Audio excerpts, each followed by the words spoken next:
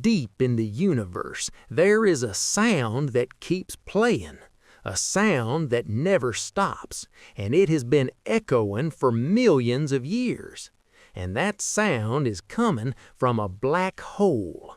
In 2003, scientists from NASA were observing a distant galaxy cluster. Suddenly, they detected a strange signal. It was something like a sound, but so deep that human ears cannot hear it. This signal was coming from the Perseus Galaxy Cluster.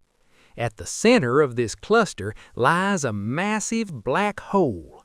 This black hole was shaking the hot gas around it, creating enormous cosmic vibrations. But the vibration was so huge, so slow, and at such a low frequency that scientists calculated something shocking. The sound is 57 octaves below what humans can hear. It is so deep and so low in frequency that if it somehow reached Earth, our entire planet would shake.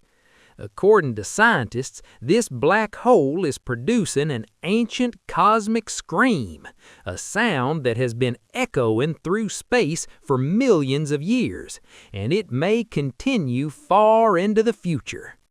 So, here is the question. Would you dare to imagine hearing this terrifying cosmic sound? Let me know in the comments.